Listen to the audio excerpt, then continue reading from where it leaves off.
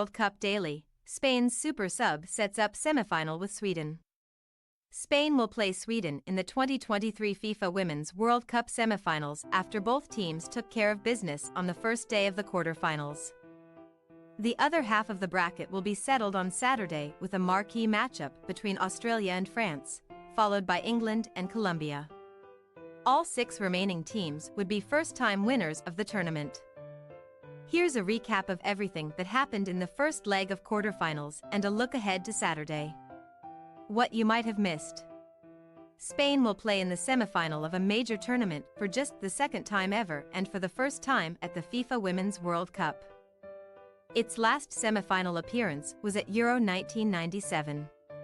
Spain's Salma Paraluelo, who's 19 years and 271 days old, is the youngest player and first teenager ever to score in extra time at a Women's World Cup.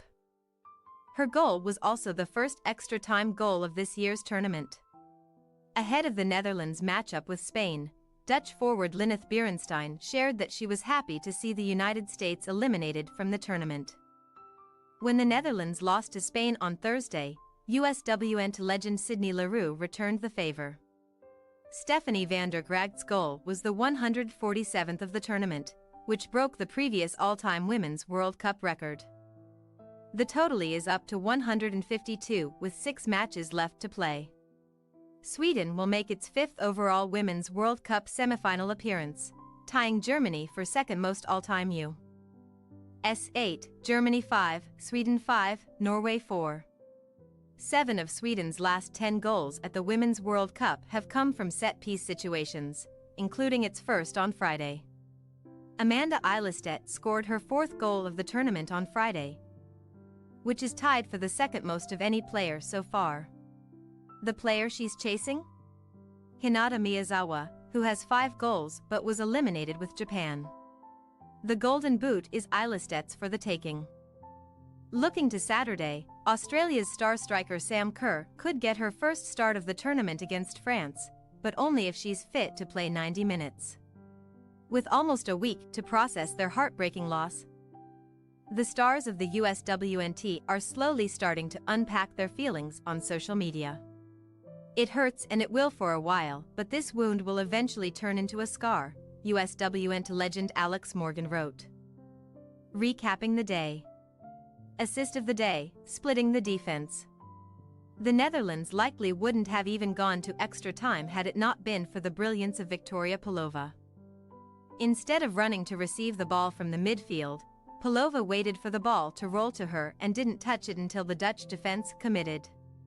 Once it did, she sneaked the ball past Kadia Snowages and straight to Stephanie van der Graagt, who was just onside. Win or lose, it was a spectacular assist. Goal of the day, Paraluelo's breakout moment. Salma Paraluelo was in a tough spot. Where she received the ball wasn't good enough for her to run straight at the goal, even with her blistering pace, but it also wasn't deep enough for a cross to the far post to make sense. So, instead, Paraluelo took her defender one-on-one, created some space inside the box and shot it across the face of goal. That is superstar stuff from a 19-year-old playing in her first World Cup. Must-see moment, scenes for Spain. The moment that Spain stepped onto the pitch, it made history as the first Spanish women's team to play in a FIFA Women's World Cup quarterfinals.